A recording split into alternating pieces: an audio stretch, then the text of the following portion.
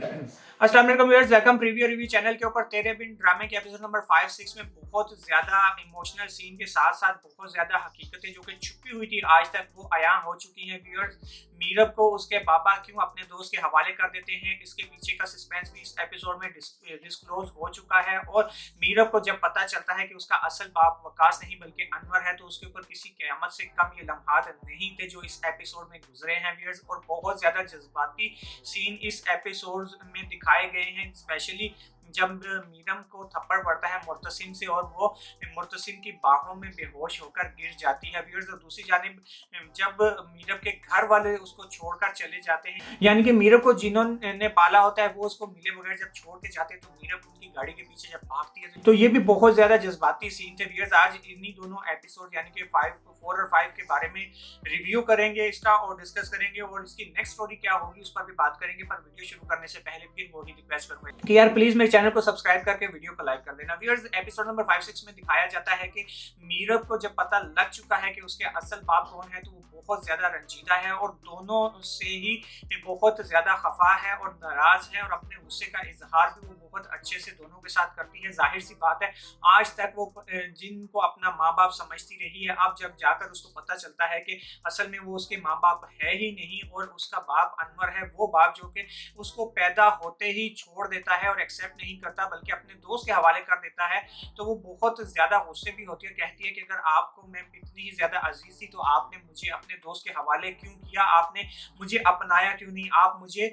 मनहूस समझते थे इसीलिए आपने आज तक मुझे अपनाया नहीं, तो अब क्यों अपना रहे हैं, अब भी मुझे आप मेरे असल उन्हीं के साथ रहने थे जिनको आज तक मैं अपने माँ बाप समझती हूँ। पर व्यूअर्स इस एपिसोड में ये कहानी भी डिस्क्लोज हो चुकी है कि दरअसल मीरब का बाबा क्यों अपनी बेटी को अपने दोस्त के हवाले कर देता है। इसके पीछे वजह ये होती है कि मीरब जब पैदा होती है तो उसकी वालिदा का हो जाता है इंतकाल और मीरब का बाबा यानी कि अनवर ये समझता है कि मेरी बेटी मनहूस है और इसकी वजह से मेरी बेगम का इंतकाल हो गया है, लिहाजा वो अपनी बेटी को एक्सेप्ट करने से इनकार कर देता है और यूं मीरब उस खानदान के पास चली जाती है जिसने इसको पालकर यहाँ तक पहुंचाया होता है और बहुत अच्छे से परवरिश की होती है, यानी कि वकास के पास। मजीद व्यूअर्स इस एपिसोड में मीरब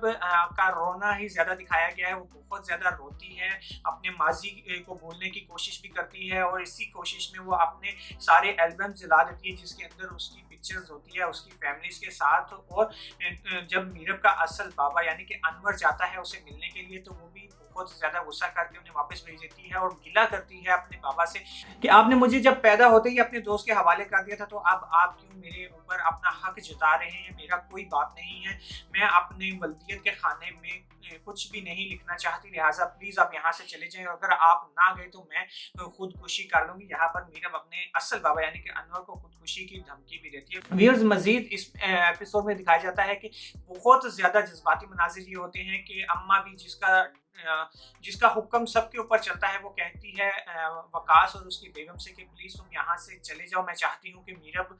अब इस असलियत को मान ले जो वो जान चुकी है और वो हमारी फैमिली को कबूल कर ले और अनवर को अपना बाबा दिल से कबूल कर ले, और जब तक तुम लोग यहाँ पर रहोगे उसके लिए ये सब कुछ कबूल करना बहुत ज्यादा मुश्किल होगा, लिहाजा मैंने ये फैसला किया है कि तुम लोग यहाँ से चले जाओ। उसके जवाब में वकास कहता है ठीक है जैसा आपका हुक्म, तो बड़ी भी बहुत बड़ी बात कर देती है और कहती है कि मैं चाहती हूँ कि मीरब इस टाइम सो रही है और तुम उससे मिले बिना ही यहाँ से चले जाओ। तो वकास तो कहता है ठीक है, पर वकास की जो बेगम होती है, जाहिर है उसने माँ बनकर आज तक मीरब को पाला होता है, वो कहती है कि मुझे एक नज़र मेरी बेटी को देख तो लेने दो, पर वकास उसको मिलने नहीं देता अपनी बेटी से। कहता है कि अगर हम उसके मिलने गए तो वो उठ जाएगी और ये उसके मुस्तकबिल के लिए अच्छा नहीं है, लिहाजा वो उसे मिले बिना ही वहाँ से चले जाते हैं। और जब वो जा रहे होते हैं तो मीरब उनकी गाड़ी के पीछे भागती है और बाबा बाबा पुकारती है, पर वो लोग गाड़ी नहीं रोकती और चले जाते हैं। पर व्यूअर्स कहानी यहीं पर ख़त्म नहीं होती। जब मीरब जाती है उनसे मिलने के लिए उनके घर पर, तो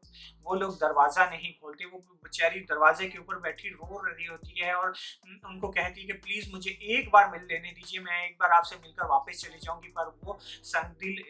इतने हो चुके होते हैं कि वो उसके लिए दरवाज़ा नहीं खोलते। इसके पीछे कहानी होती है कि अनवर वकास को फ़ोन करके कह देता है कि प्लीज़ मीरब को वापस भेज देना। अगर वो तुम्हारे पास मिलने आई है उसे जल्दी वापस भेज देना। और वकास से फैसला करता है कि अगर आज अभी हमने ये गेट खोल लिया तो उसको वापस करना बहुत ज़्यादा मुश्किल हो जाएगा, लिहाजा वो दोनों अपने दिल पर पत्थर रखकर मीरब के लिए अपने घर का दरवाज़ा हमेशा के लिए बंद कर लेते हैं। और मीरब बेचारी गेट के ऊपर ही बैठी